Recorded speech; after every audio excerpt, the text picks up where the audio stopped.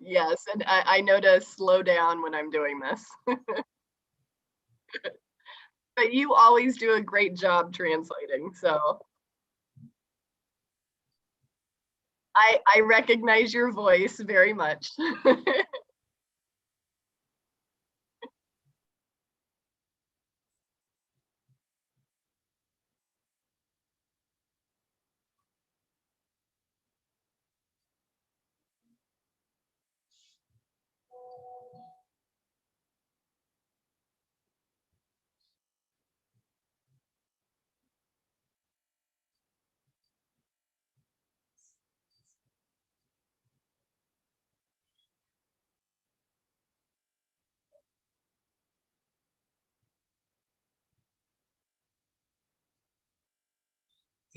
Sonia, mire.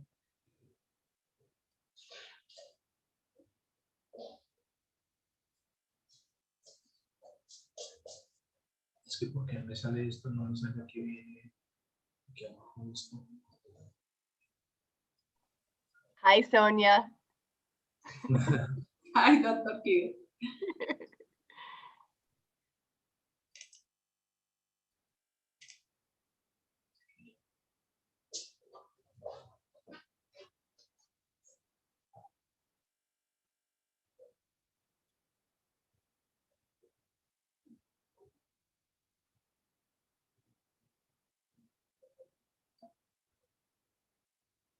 Bueno, muy buenas tardes a todos ustedes.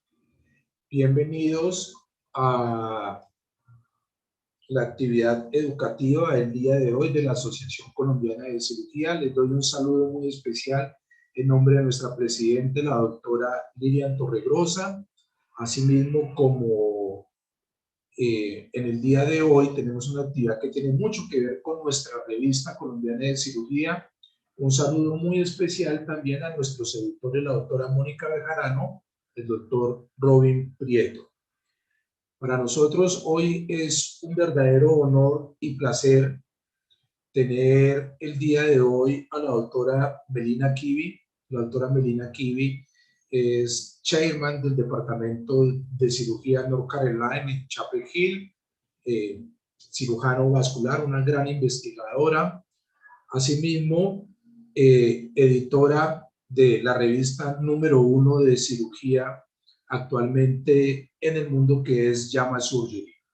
La doctora Melina es miembro honoraria de la Asociación Colombiana de Cirugía, una colaboradora incansable de nuestra asociación a través de muchísimos años, una persona que la queremos mucho, que la apreciamos mucho, que son múltiples sus viajes a Colombia, sabiendo de que tiene que hacer un esfuerzo muy grande para venirnos a enseñar muchas cosas, así como el doctor Marco Patti, por lo cual le agradecemos de una manera muy especial, que sabiendo que es una persona tan ocupada, tanto en la revista como en su departamento de cirugía, se haya tomado la molestia de sacar unos minutos para enseñarnos a los cirujanos de Colombia y de América Latina, y en especial a nuestros residentes en este Colombian Surgical Grand Rounds, sobre un tema muy lindo en el cual ella es experta. Por algo es la editora de la revista número 1 de cirugía del mundo.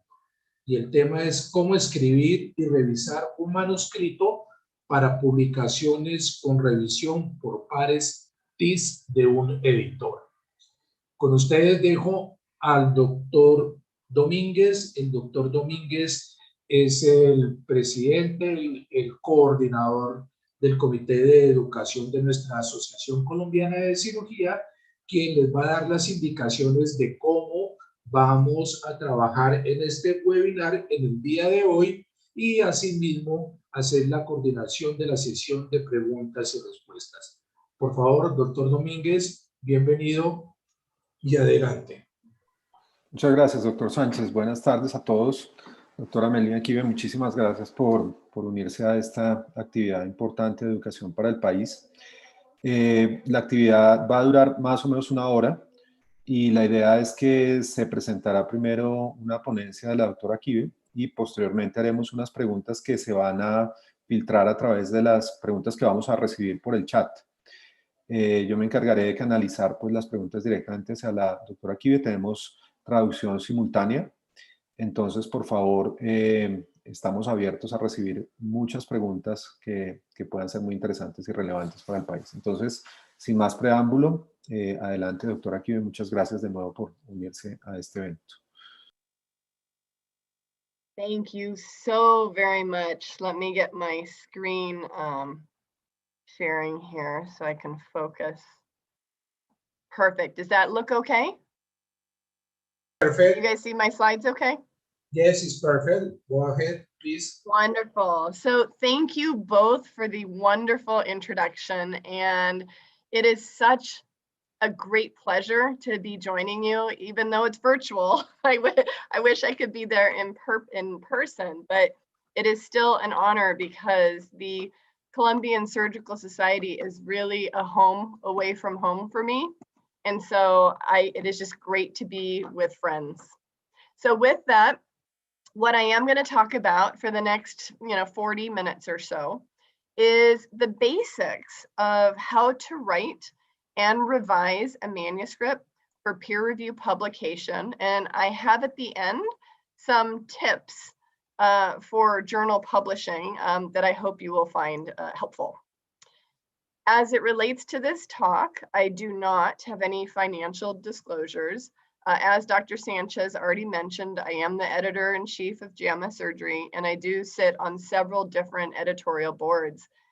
So this talk is given from basically my experience in these different roles, as well as my own publication history.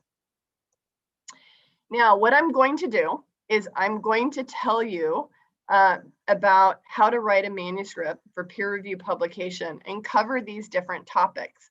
So we're going to briefly start with making sure that you understand the peer review process, and then a little bit about selecting the right journal.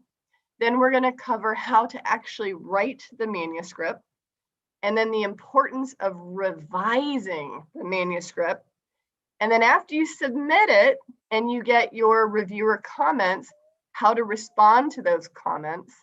And then I'm going to end with some top reasons for rejection that you will want to avoid, as well as some general advice. Okay, so this is the peer review process, and it's important for everyone to understand what happens. When you submit a manuscript as an author, it basically goes into the portal, the electronic portal, and there is usually a managing editor that will determine if you have met the basic requirements for the journal. These are formatting requirements, the requirements that are described in the instructions for authors. So if you do not follow those, then it may be rejected without ever being sent for review. So it's important that you really do follow the instructions for authors for every journal. Now, if you've met those basic requirements, then typically the editor or associate editors will then assign it to reviewers in the specialty or category that you submitted it. Then peer reviewers will review this and provide recommendations that then go back to either the associate or deputy editors or editor. Now remember, those are just recommendations, and hopefully the editors are doing their job and reading all of those comments, and then the editor will make a final decision. And the decision could be reject. More often it could be revise, and if it's revise, it basically will go through the same cycle, or you could have accept. So it's important to understand this process, and I'll point out several reasons along the talk why it's important to understand this process. Now, when you have a manuscript, it's important to make sure that you're selecting the most appropriate journal for your work.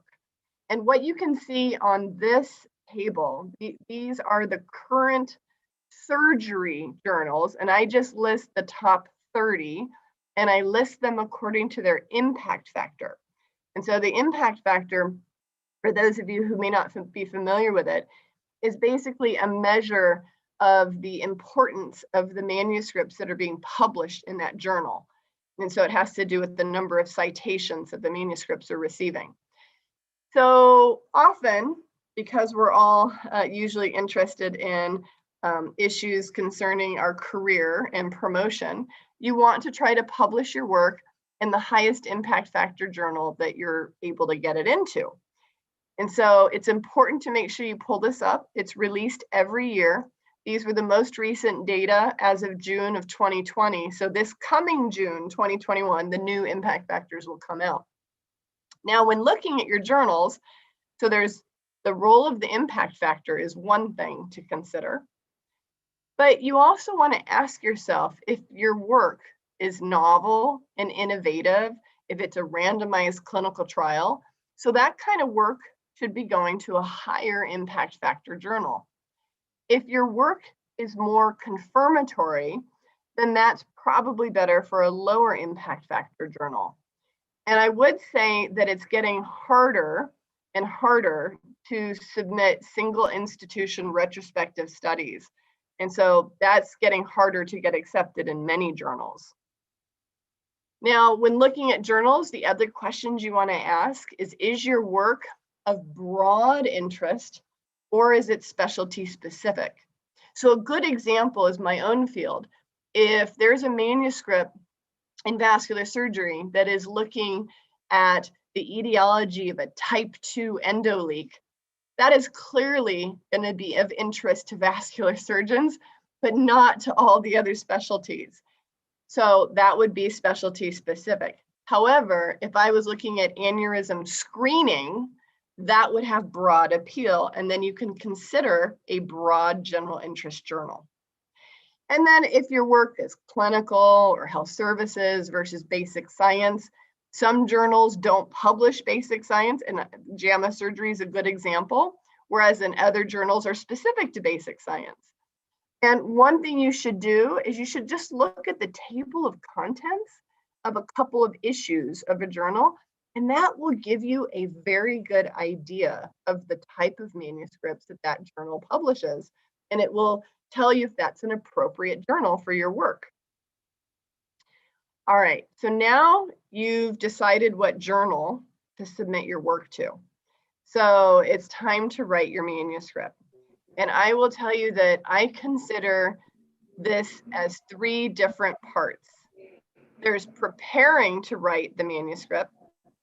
There's the actual writing of the manuscript. And then very importantly, there is the revising of your work after it is written. I think somebody might need to mute. I'm hearing some noise. Do you guys hear this? Okay, now it's muted. Okay. Now, when we're talking about preparing to write the work, this is what I mean, this is where you need to go to the journal, go to their website, and you need to pull their instructions for authors. Trust me, every journal has instructions for authors, and the editors have spent a lot of time developing their instructions for authors. So it's very important that you follow the format, and they will tell you how they want the manuscript organized, length guidelines, abstract requirements, etc. So it's very important that you follow this for the journal. Next, I actually do feel it's very helpful to make an outline of your manuscript. And I know this sounds very basic and it takes you back to grade school, but I still do this on pretty much every manuscript.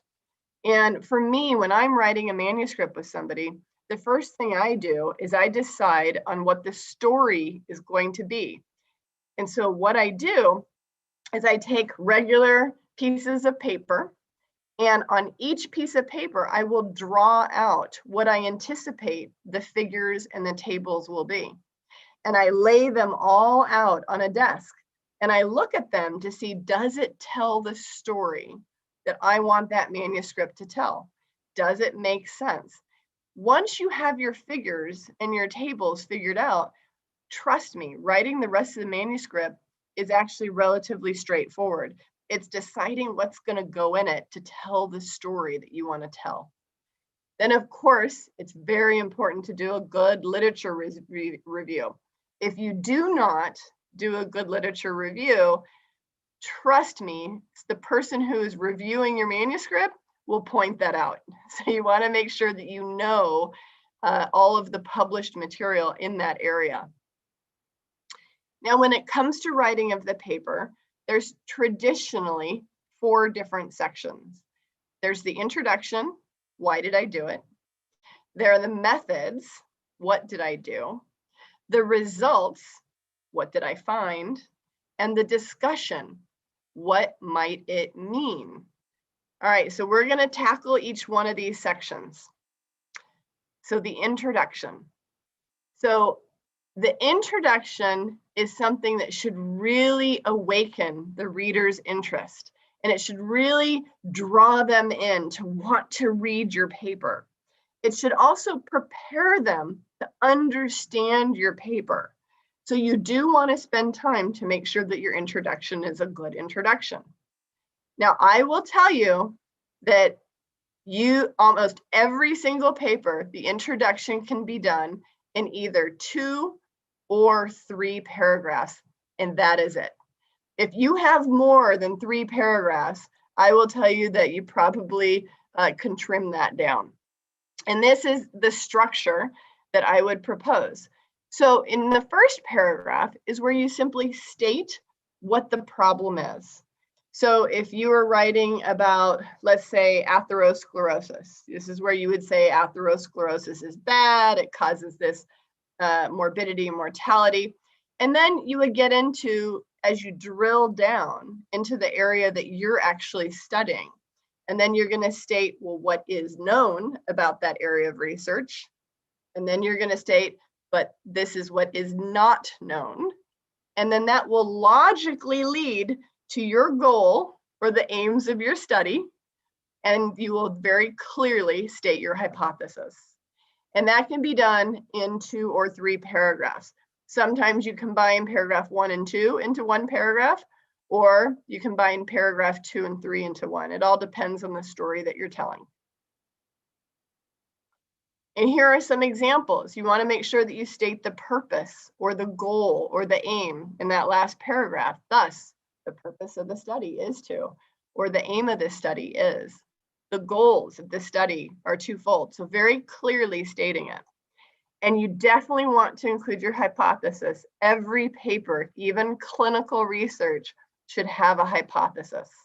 Our hypothesis is that, or we hypothesize that. Now, the materials and methods.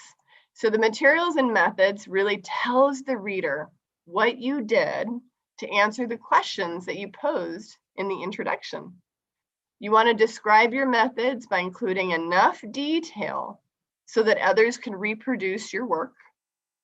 You want to cite published methods if you can. That will save on your word space. You obviously want to state if there are deviations in the method from published procedures. If you are describing a new method, you need to describe that in detail, and then also explain what experiments were done to validate that new method. Now, when it comes to the methods, usually journals ask for descriptive subheadings. So if it's a clinical paper, you might have 4 different paragraphs like this, one called patient cohort, procedural details, follow-up, statistical analysis. Or if it's a basic science paper, you might have these different paragraphs in the paper. You want to indicate the purpose of each step or experiment. So it really helps the reader to follow what you did. Here's an example. To determine the effect of nitric oxide on the activity of the E2 enzyme, an activity assay was conducted, blah, blah, blah. So that it very clearly tells the reader why you're doing the assay. All right, so now we get to the results. I think the results is a relatively straightforward section to write. You're going to state the actual results of the experiments. Please remember to direct the reader to the figures in the tables. And so meaning in your text, you actually put figure 1, figure 2, etc. You would be amazed how often people forget to do that. Now in your results, you want to organize this logically so it gets back to telling a story. So you can tell the story whether it's chronologically or whether it's from most to least important or the other way around, or in vitro to in vivo. It really is all about telling the best story so that the reader can follow your work and wants to keep reading. Now you want to make sure that you state the results of the experiments. You want to make sure you emphasize the big take-home messages of your experiments or your research. And again, don't forget to direct the reader to the figures and tables. And at the same time, avoid overlap between the text, figures, and legends. What I mean there is if you have a figure, or let's say you have a table in a clinical paper, a table that lists all the demographics of 2 cohorts. You do not need to describe all of that data in text. You can simply refer to the table and just point out the things that are of importance. On the results, same thing, you may be using subheadings, and many journals will want you to use subheadings that convey the message. So here's an example: CCR2 deficiency and atherogenesis. This doesn't tell you anything. You have no idea what that paragraph is about. Better example is CCR2 deficiency reduces atherogenesis. That is more descriptive. You want to display your experimental reasoning.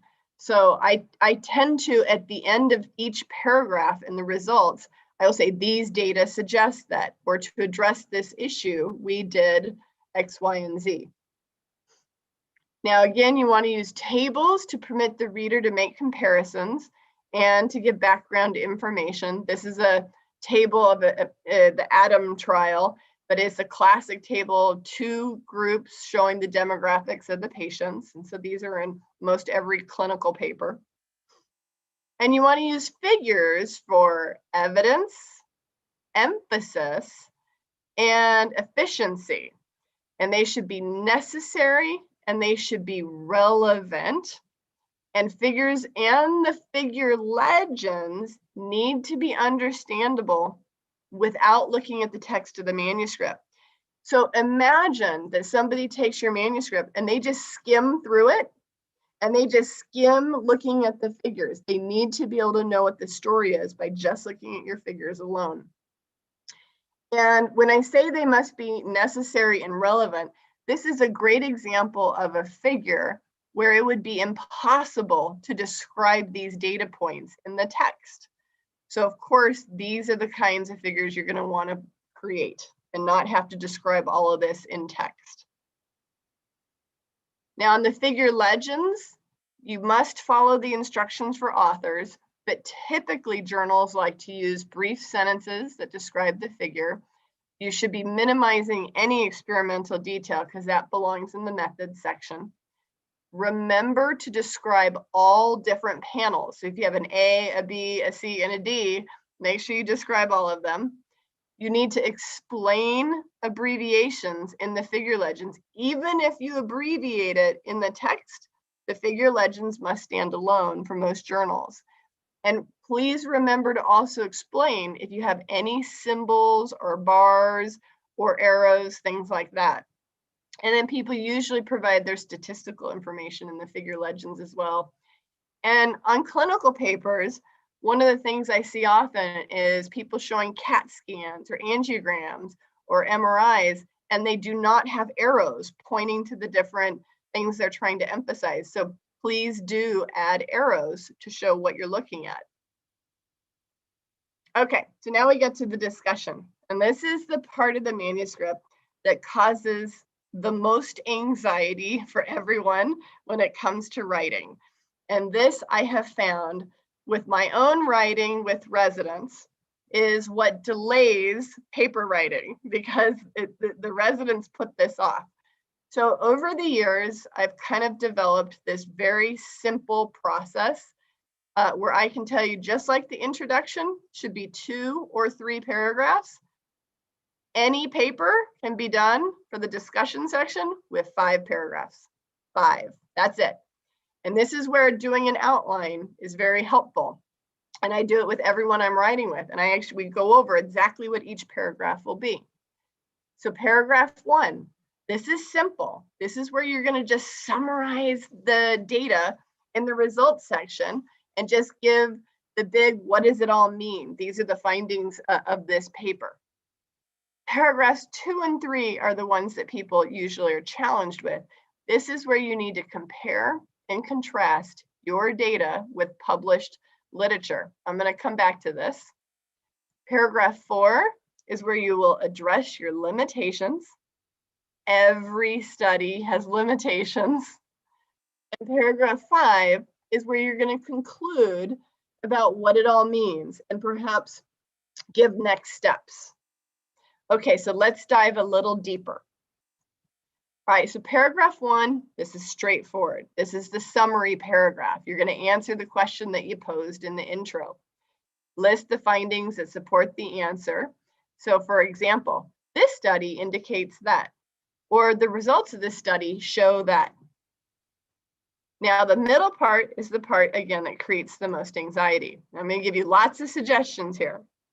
So in the middle part, which is paragraphs 2 and 3, and sometimes this could be paragraphs, an extra paragraph, paragraph 4, taking you to 6 paragraphs.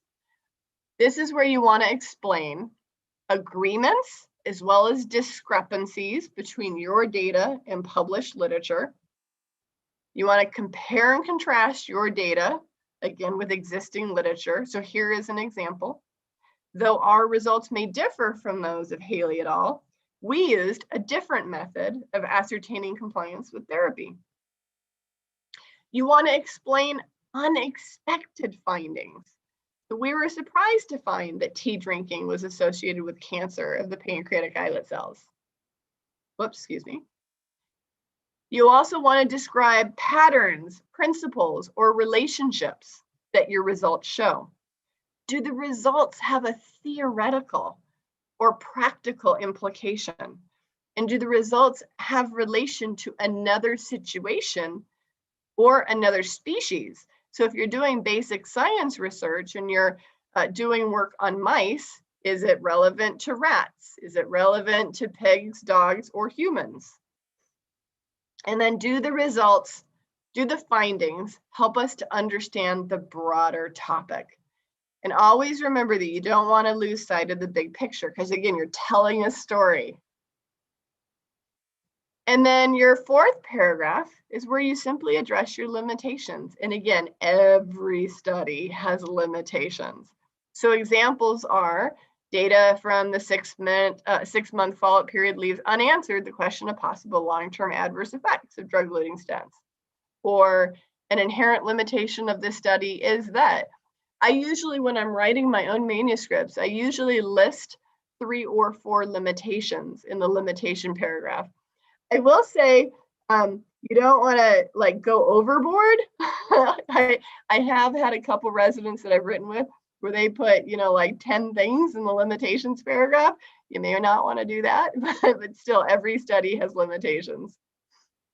And then your concluding paragraph.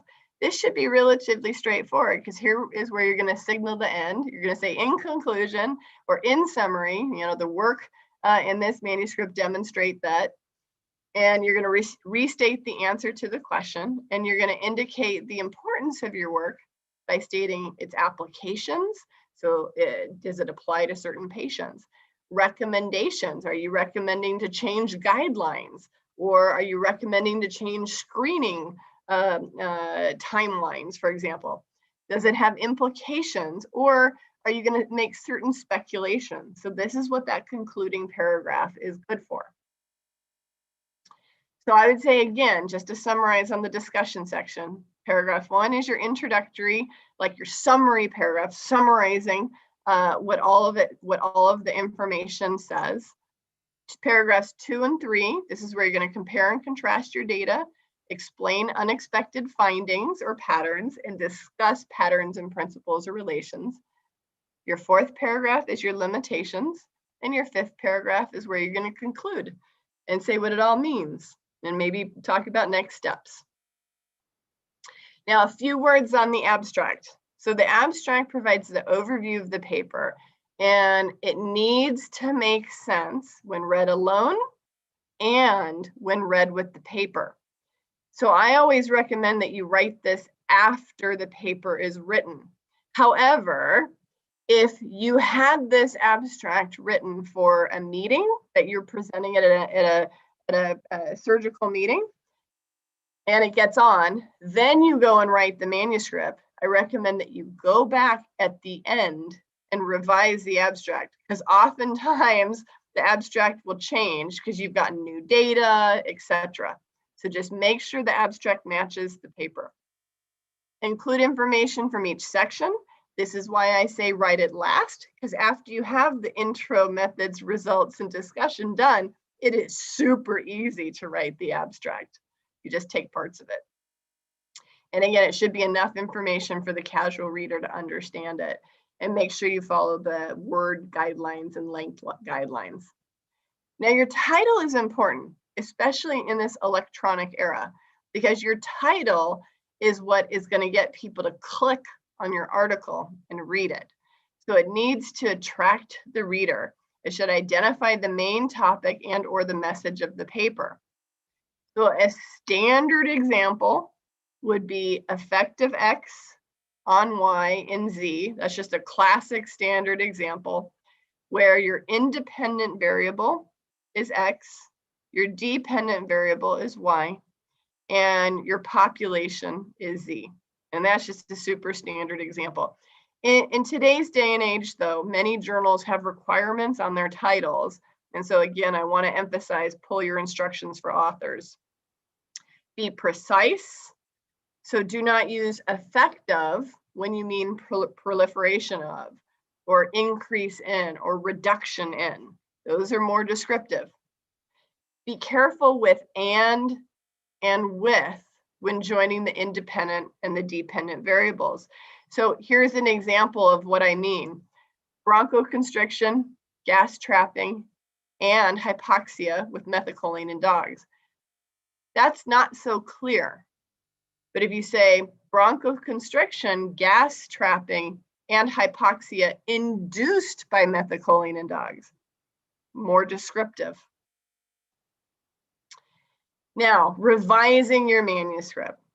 So it's really important after you have written your manuscript that you go back yourself and you read it and revise it. And I would highly recommend that if you are writing with a faculty member, that you revise your own work several times over before you give it to your faculty member. We all have to revise our own writing, all of us. I revise my own writing. Heck, I revise my own emails before I hit send. So we all need to look at our own writing.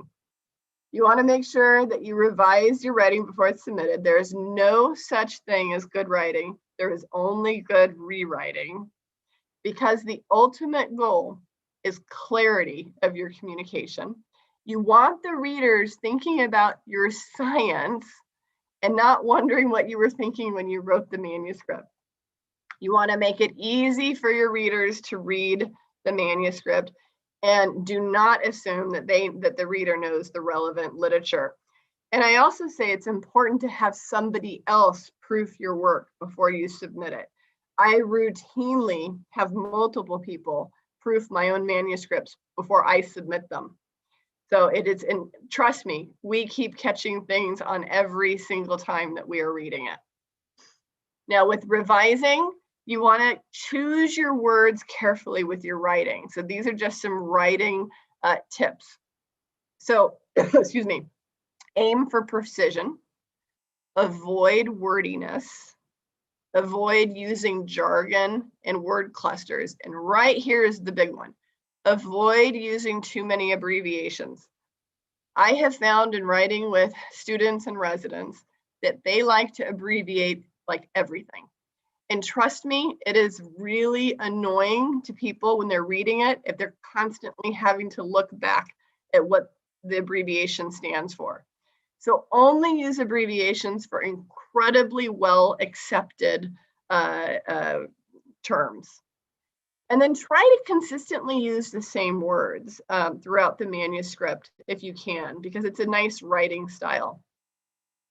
Now, when it comes to writing sentences, so I think it's really important to write simple sentences. And I can tell you from myself that when I was starting out writing as a resident, I would write very complex, long, wordy sentences. And my own mentors would help me to write more succinctly. And it really is a skill that requires focus and you develop over time. But writing simple sentences are easier to read. And writing clear comparisons and using the passive voice selectively. There are a lot of great tools on the website to help, especially when English, if you're submitting to an English journal and English is not your native language, which is for your whole audience. So there's a lot of great tools on the internet for English writing. I actually tell my own students and residents to go and watch some of the videos on the internet because we often forget how to do basic writing. You also want to write structured paragraphs. So again, this takes us back to elementary school. Paragraphs should have an introductory sentence, then supporting sentences, and then a concluding sentence. And it's a really nice style if the concluding sentence links to the next paragraph. So again, lots of great little videos on the internet of how to write really well-structured paragraphs. I already mentioned about using abbreviations sparingly. Again, only for really common terms, like in basic science, sure, it's okay for HPLC to use that. Most journals require that you only use an abbreviation if the term is mentioned more than 3 times. If it's only mentioned 3 times, then don't abbreviate it. You want to make sure you define it at first mention and only define it once. And then again, use standard abbreviations. So this was an example from a manuscript that I reviewed just a few months ago. I was so amazed at the number of abbreviations, I actually put it in this talk. This study compares for the first time NCRT and MIE to NCT and MIE for patients with ESCC. Dr. Sanchez might know what most of those are because I think it's closer to his specialty, but trust me, I read that and it is like Greek. So that is a good example of what not to do when you're writing. Now, avoid use of abbreviations that also have other common uses. So I do a lot of research on neointimal hyperplasia. My folks love to abbreviate that NIH, but in the United States, NIH is known as the National Institutes of Health. So that's not good. Use precise words, increase or decrease instead of change. Use rat or mouse, not animal. I actually was called out on one of my own papers. I used the word rodent. And a peer reviewer said, no, use mouse or rat. So be specific. Use simple words, before, not prior to, or after, not following. Begin, not initiate. So again, using simple words. Try to avoid wordiness. Example, it is thought that. Instead, just say, we think. Instead of saying, it would thus appear that, just say apparently. In light of the fact that, just say because. So you get the idea of avoiding wordiness. And avoid writing flaws. Here's where the subject, make sure that your subject and your verb do make sense together. So this is a bad example. Controls were performed. If you really think about that, think about why is that poorly written? It's because controls were not performed. Control experiments were performed. Okay, So now you've written your manuscript, you've revised it several times, and now you submitted it to a journal. What's next? All right, you're going to get your reviewer comments back. So once you get your reviewer comments, I want you to take a deep breath in and out, sit down, read the comments, and then put the comments away for several days before you respond, because chances are it's going to get you mad. And so read it, put it away, come back to it later. Do not start writing immediately. Now, there is a skill and an art to responding to reviewer comments. Trust me, if you follow what I'm about to recommend, you should be able to always get your manuscripts accepted if you were given a revise. So you want to make sure that you respond to every comment in a logical and numbered way. And I'll just show you an example of a format. You want to literally copy and paste the reviewer's comment. And then below that, you're going to indicate your response and what you did to change the manuscript accordingly. You need to try to modify as much of the manuscript as you can according to the reviewer's suggestions. And just remember, the tone is really important. Do not argue with the peer reviewer. Arguing with the peer reviewer is never good, and chances are that they will recommend reject if you do that. Okay, here's an example of the format of what it looks like in responding. And I'm going to zoom in so you could see that. I showed this as a zoomed out view just so you could see. So at number 2, here's what the reviewer said, and you'll see my response. Number 3, the reviewer, my response. So let's zoom in.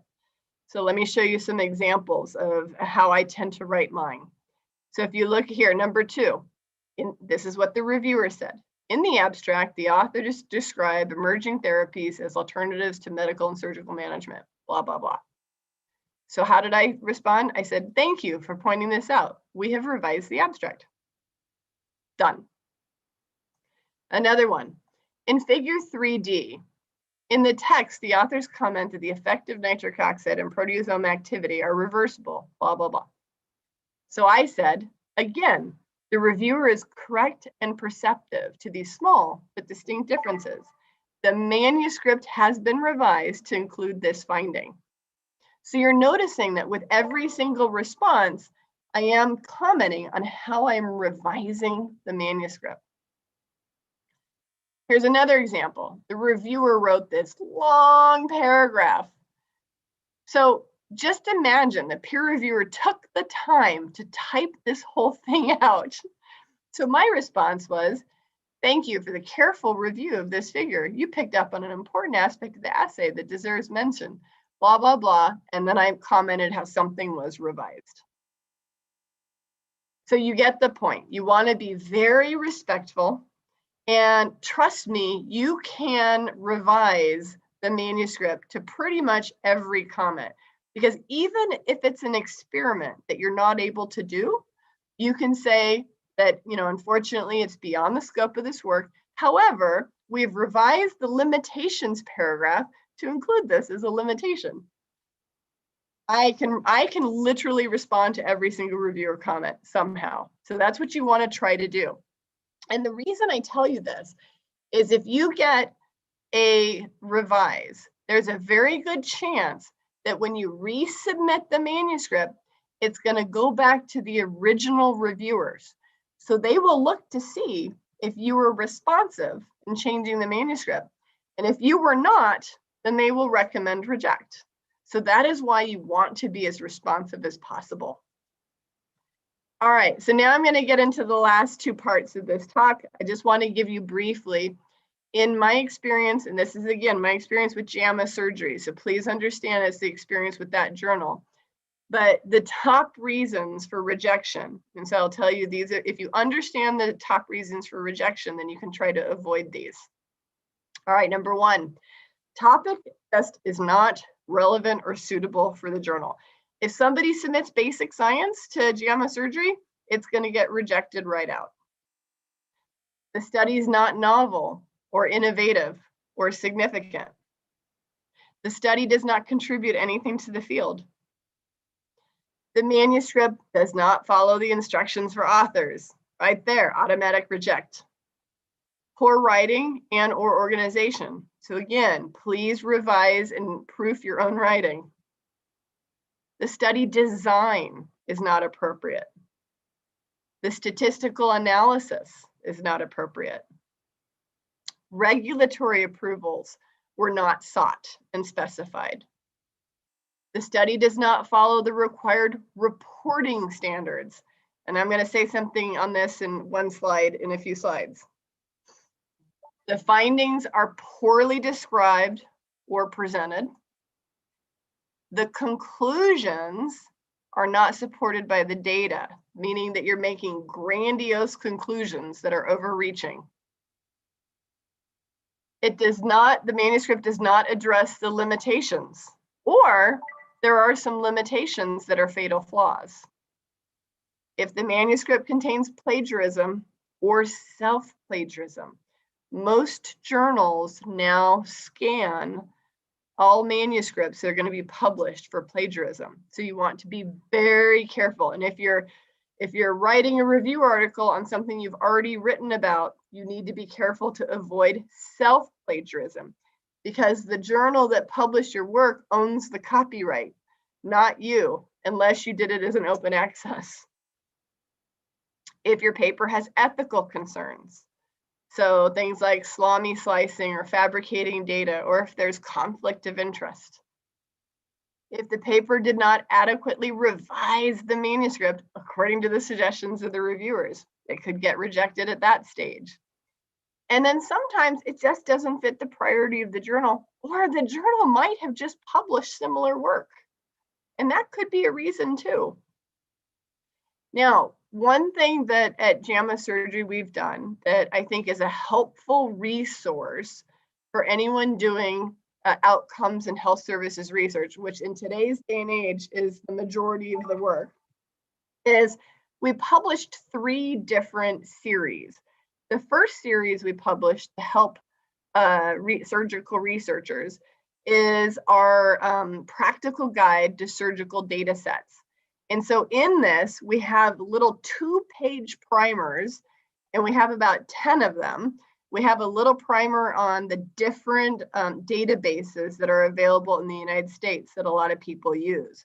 So if you are using any of those, or if you have similar databases in Colombia, then you can pull up any of these primers and take a look at them. And they basically give you the strengths, the weaknesses. I think I have an example right here, limitations of the data sets and when you could use them. So here's an example on the NIS database. And it's just 2 pages and that's it. It's to the point.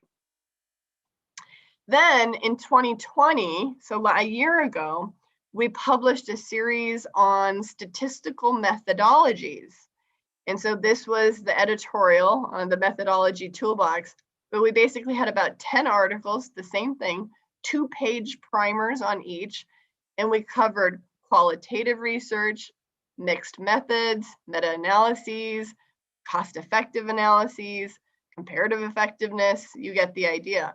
Survey research is very popular. If you're doing any of this research, it might be a good idea to pull one of these little 2-page primers, because it's got a nice little how-to on how to use these methodologies.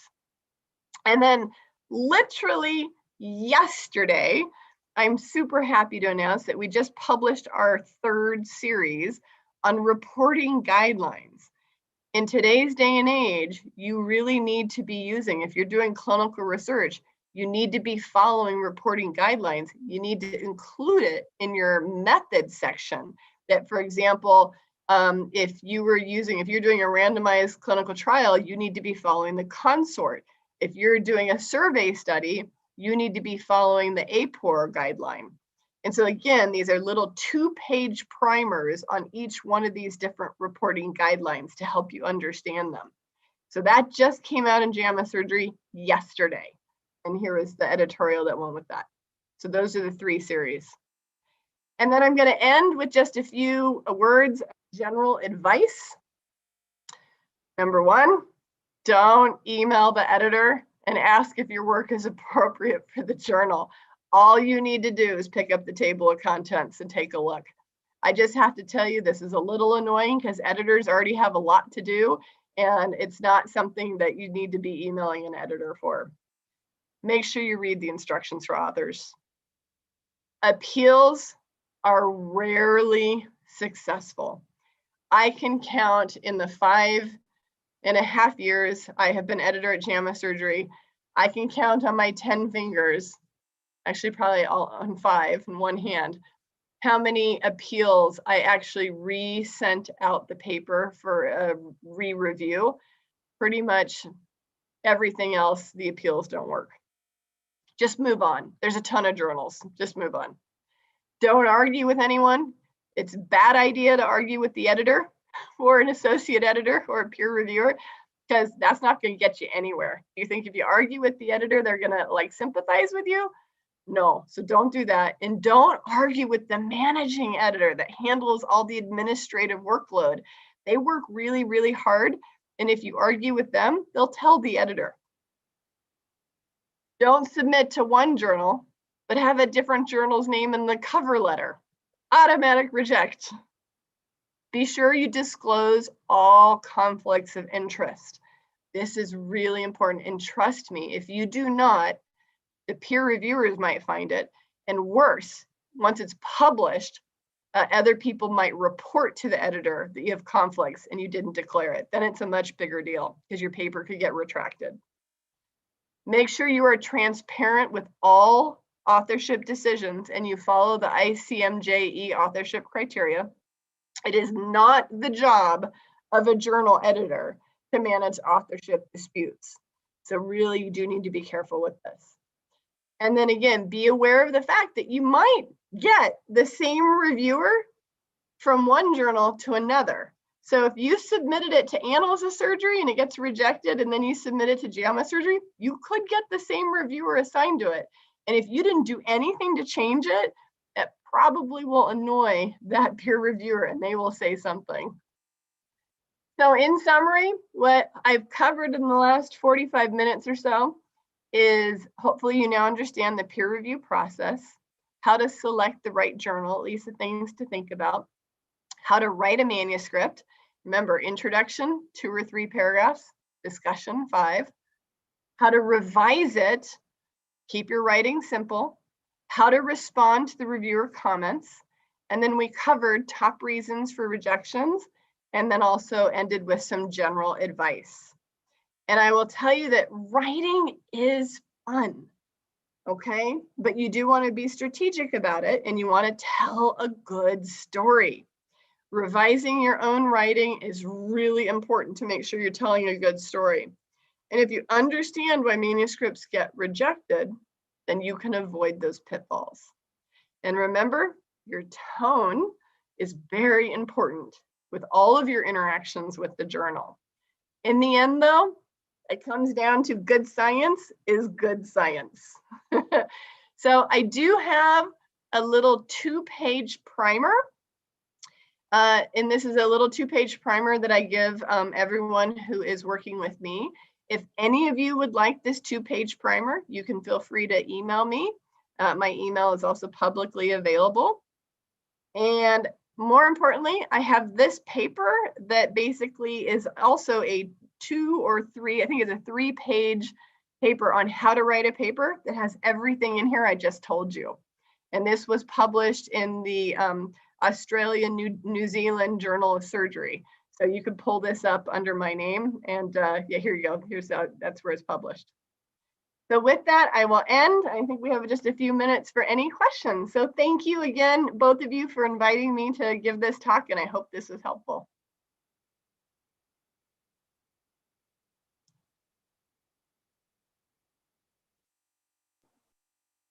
Muchas gracias, doctor Kibe, por su excelente, impresionante conferencia que nos da muchas luces a las personas que nos dedicamos a esto y a los estudiantes y residentes que quieren iniciar este camino.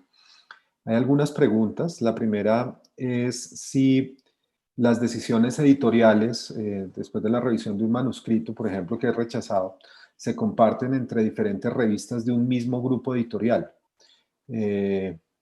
Hay revistas, por ejemplo, que pertenecen, diferentes revistas, a un mismo grupo editorial, y si las decisiones se intercambian entre los editores o entre los revisores. That's a very good question. So my own journal is a good example. I am part of the JAMA network. And so there's many networks like that, Lancet, etc. So if a manuscript is submitted to JAMA and rejected, but transferred to JAMA surgery, then usually the peer reviewer comments are sent with it. So I would say more often the answer is yes. However, some journals, when the peer reviewer is entering their comments into the website, some journals have the question to the peer reviewer, can we share your review if it goes to another journal? And the peer reviewer says yes or no. Can we share your name with the other journal? And says yes or no. So it's journal dependent, but on average, I would say yes, the reviews do go, if they're in the same family.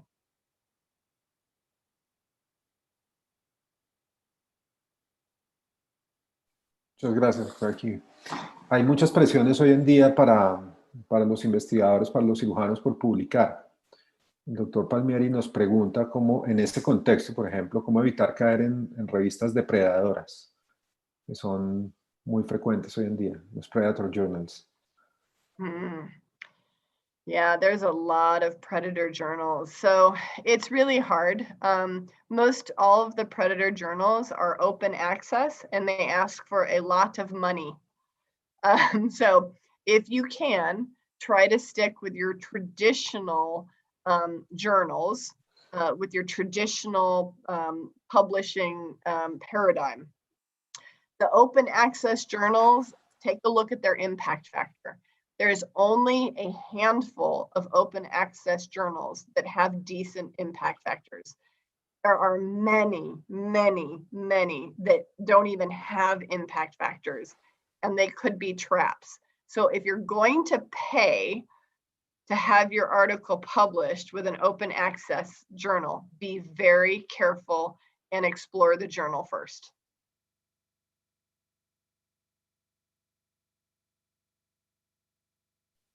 Muchas gracias. Hay otras preguntas con respecto a la preparación de los revisores, si reciben entrenamiento, capacitación por parte de los journals para ser buenos revisores, para hacer su trabajo acorde a las expectativas también del público.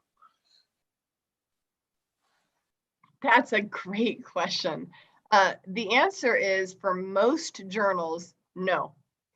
So for most journals, it's not the journal's job to train the peer reviewers. I would say my own personal philosophy is it's the mentor's job. And everyone usually has mentors, and there's a process of going through of learning how to do peer review. And so if you are doing peer review for the first time, you should have your mentor be looking it over and telling you if it's appropriate or not. Now, with that, I will tell you that there are a lot of resources out there, published resources on how to peer review an article. Now, there's a few journals that do provide webinars. And actually, with the COVID pandemic, I've actually seen several webinars on how to peer review. But in general, journals do not train every single peer reviewer how to do it.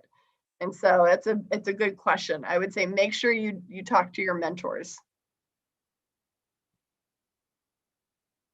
En ese mismo contexto, es una pregunta personal. Recientemente vi una controversia que hay en el mundo sobre si se debe pagar o no se debe pagar a los revisores. Incluso hay personas que lo defienden, otras personas que están en contra. ¿Cuál es su posición respecto a pagarle a los revisores de las revistas por su trabajo?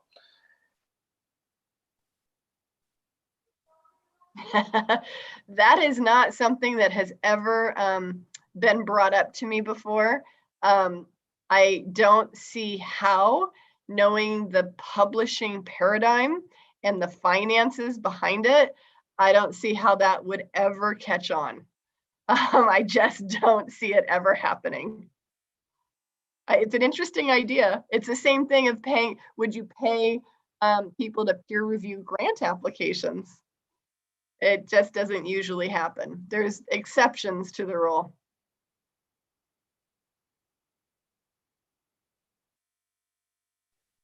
Muchas gracias, doctora Kibe.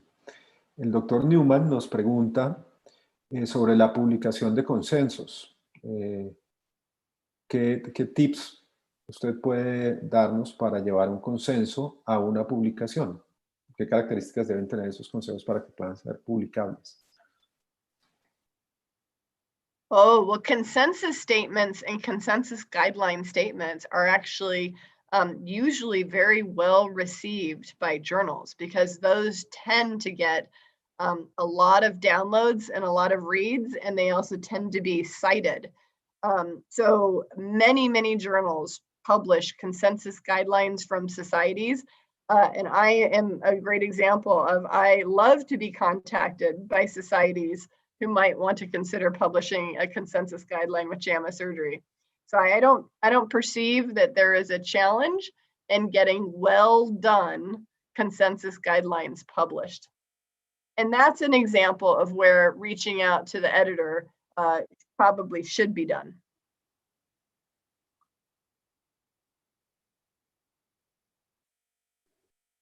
Muchas gracias, doctora Kibe. Tal vez ya estamos llegando al final, doctor Sánchez, doctora Torrelosa. Doctor Domínguez, quiero hacer una pregunta a Melina antes de darle la palabra a la doctora Lilian. Doctora Melina, hace unos días, hace poco salió publicado en Annals of Surgery un artículo que hizo el doctor Peregrini, el doctor Murray Brenna y el doctor Divas sobre las perspectivas de los cirujanos educadores como jefes de departamento y presidente de todas las asociaciones científicas, todos ellos presidentes del college y bueno, y de las demás asociaciones de la American Surgical Society, y me llamó mucho la atención un comentario que hizo el doctor Murray Brennan y el doctor Peregrini, y que es muy real, donde decían que hoy en día cerca de el 93% o 90% de los médicos o los estudiantes o los residentes que leen no pasan más allá del astra, del resumen. Se llega hasta el resumen y no se pasa más allá del astra. Y que esa es la realidad, y que lograr pasar más allá del astra, pues se requiere de unas estrategias pues que ya no las contaste hoy de una forma muy precisa, pero además lo decía de una manera muy clara, por ejemplo, el doctor Brennan, de que hoy nos debemos acostumbrar a que debemos de hacer muy claro, muy preciso, y hacer documentos, por ejemplo, que no fueran más allá de 100 palabras, en donde se sintetizara de una manera muy clara la realidad, porque es que no hay tiempo.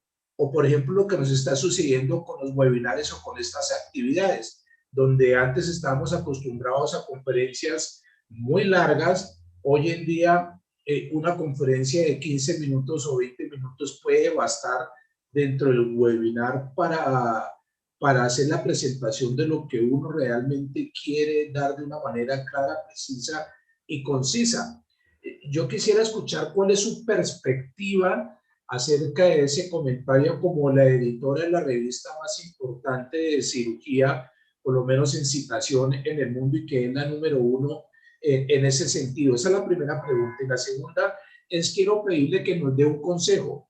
Yo sueño, anhelo que nuestros residentes que nos están escuchando el día de hoy publiquen documentos e investigaciones en su revista, que estén en JAMA Surgery, que las publicaciones de Colombia estén allá. ¿Qué le gustaría a usted ver de las publicaciones colombianas? Que nuestros muchachos están haciendo unos esfuerzos interesantes. Me gustaría escuchar esos dos conceptos, doctora. Gracias. I love it. So let me address the last question first. I think that you have a wealth of information in Columbia, and in particular, you have certain specialties where you have some unique opportunities to really contribute to the literature and to how we care for certain diseases. And for example, trauma and acute care surgery is one of the ones that comes to mind immediately when I think of your country, because you have a very high trauma volume. You're very well known for this. And I would like to see more clinical trials. And clinical trials, when I say that, a lot of people go, whoa, that's too much. That's too much for me to do. It's beyond my abilities and scope. I'll give you an example, though, of one of my own faculty members in my department who just did a very simple study, but she did it in a prospective randomized clinical way. So you may or may not have seen this. It just came out about a month and a half ago. She, with COVID, asked the question of, do patients trust surgeons more with a clear mask versus the regular mask? So, aha, Lillian, you saw it. So she talked to me about this study before she was going to do it. And I said, just do it. Prospective randomized study. And it was very simple. She just randomized 100 patients to each arm. It took 8 months, I think, to collect. She was able to convince, I think it was like 20 surgeons to participate. But boom, that was it. It was a very simple study. But because she did it in a prospective randomized way, she was able to get very important information and just publish this in JAMA Surgery. And I want you to know, I'm recused from every submission from my institution. So I had nothing to do with her getting it accepted. But it's a great example of a faculty member and a resident. Actually, it was the resident who did the work. The resident who went and asked the patients after every time they saw a surgeon with a clear mask or a regular mask, asked the patients the survey questions and then wrote it up. So if you have an idea, think about how you can answer the question in a prospective manner, in a simple way. It does not need to be a super complex clinical trial. Our medical colleagues do this well. If you pick up a cardiology journal, you're going to see 100 clinical trials. We as surgeons, I don't think, do this well, and I think we need to actually step up and get over the fear or the anxiety of doing it and just do it. So that's what I would love to see, more work from your amazing country. Now, on your first question, I need to go read that paper. You're going to make me go pull it as soon as we're done, because I have not seen that manuscript from Pellegrini and Brennan. But I agree with them. I think that today's generation, they get their information differently than, Dr. Sanchez, how you or I or any of us, get our information. And it is through quick little sound bites and reads and quick podcasts. And so we need to adapt, those of us who are older, we really need to adapt to the younger generation and how we're teaching, how we're training, and how we're delivering content. And I do think that there's a discussion going on in the publishing world about, do we need to be modifying the traditional manuscript format to make it something that is more easier for folks to obtain the information quicker.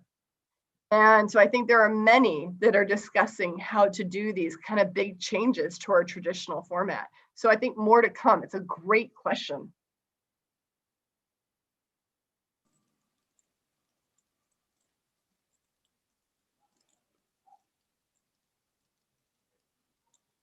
Doctora Lilian, adelante, por favor.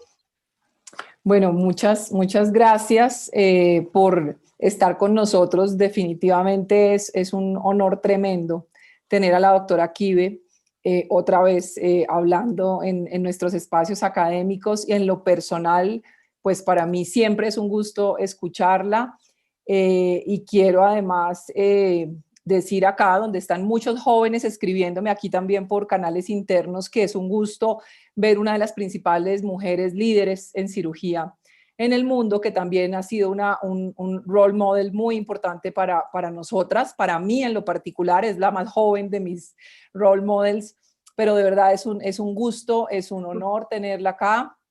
En Colombia, pues siempre bienvenida, y nosotros pues la queremos realmente muchísimo, y la excelencia pues que ella siempre ha demostrado, pues es un gusto escucharla. Las preguntas creo que están resueltas. Yo tenía una última relacionada con los visual abstracts, pero que acaban ustedes de resolver, y era esa inquietud de los más jóvenes por tener información más gráfica, más pragmática, más en forma de tips o de pautas claras para hacer las cosas, pero creo que incluso en la conferencia de hoy así se presentó la información, y ellos que también me están escribiendo acá dicen que agradecen mucho la claridad, y todas estas pautas que van a ser muy importantes. Así que yo pues agradezco nuevamente la participación de la doctora Kivi, y realmente pues va a ser muy fructífero todo esto que queda de la sesión académica de hoy. Pues no siendo más, en nombre nuevamente de la Asociación Colombiana de Cirugía, de todo el Comité de Educación, doctora Melina, y por supuesto de nuestra presidenta, la doctora Lilian Torregrosa, en verdad, mil y mil gracias. La asociación siempre es tu casa, será tu casa para siempre. Esperamos prontamente podernos saludar de manera personal y atenderla como es debido acá en nuestra asociación, en nuestro país y en los países hermanos latinoamericanos, porque tenemos varios asistentes de América Latina en este canal. Y nada más, públicamente, doctora Melina, en agosto vamos a hacer el Congreso Nacional de Cirugía, que lo vamos a hacer internacional, que es con los 100 profesores líderes del mundo de la cirugía, en conjunto con el Colegio Americano de Cirujanos. Desde ya la invitamos y que acepte nuestra humilde invitación para este evento, que son los 100 cirujanos líderes del mundo. Doctora Melina Kivi, muchas gracias, y a todos ustedes, gracias por la asistencia. Doctor Domínguez, muchísimas gracias por su brillante coordinación como siempre, y nos veremos en otra actividad del Colombia Fellow Grand Rounds, y gracias al apoyo de 3M por creer en los procesos educativos, y especialmente al doctor Juan Carlos Blackburn, el director para América Latina de 3M, de permitir estos espacios educativos para las futuras generaciones. Un abrazo a todos ustedes y que tengan una feliz tarde y noche.